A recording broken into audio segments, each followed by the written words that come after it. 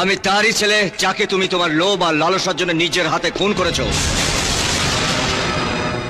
হ্যাঁ, আমি তোমার অন্নদাতা সে অশোক নারায়ণ চৌধুরীর ছেলে।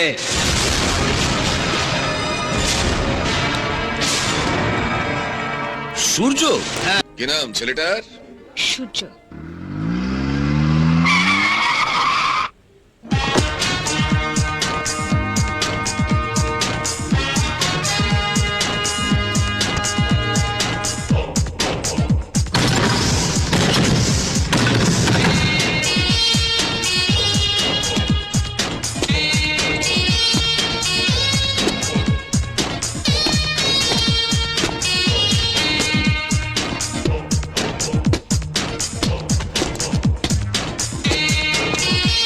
সূর্য,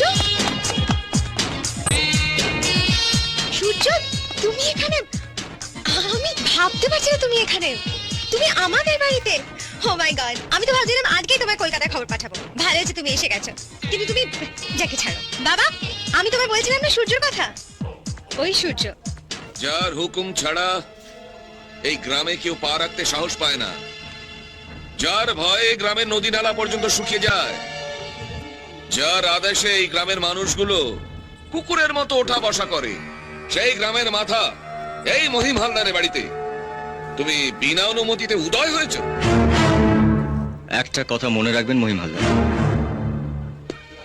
আপনার এই গ্রামের মাটির থেকে আপনার এই গ্রামের আকাশ অনেক বড়, আর সেই বড় আকাশে সূর্য তার নিজের নিয়মে উদয় হয়, কারোর আদেশে নয়।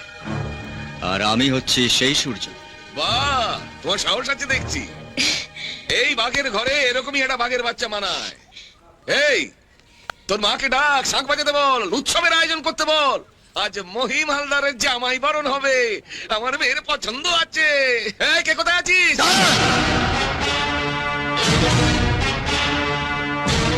তোমার বাবার সঙ্গে আমার কিছু কথা আছে, তুমি ভেতরে যাও। ভেতরে যা। তোমার না হয় আমাকে পছন্দ হয়েছে, কিন্তু কই একবারও তো জিজ্ঞেস করলে না যে আমার তোমাকে পছন্দ হয়েছে কিনা। পছন্দ না, তোমাকে আমার পছন্দ হয়নি। তোমাকে না, তোমার এই পরিবেশ না। এ কি বলে মায়েরি? তোমার চোখের দিকে তাকালে আমার চোখে প্রতিশোধের আগুন জ্বলে ওঠে। এই, কে তুমি? এত তাড়াতাড়ি ভুলে গেলে মহিম হালদার? ভালো করে আমার দিকে তাকিয়ে দেখো। চিনতে পারছো না? চিনতে পারছো না আমাকে? আমি তারই ছেলে যে তোমাকে রাস্তা থেকে তুলে এনে রাজপ্রাসাদের রাজা বানিয়েছিল। আমি তারই ছেলে যাকে তুমি তোমার লোভ আর লালসার জন্য নিজের হাতে খুন করেছো। হ্যাঁ, আমি তোমার অন্নদাতা সে অশোক নারায়ণ চৌধুরীর ছেলে।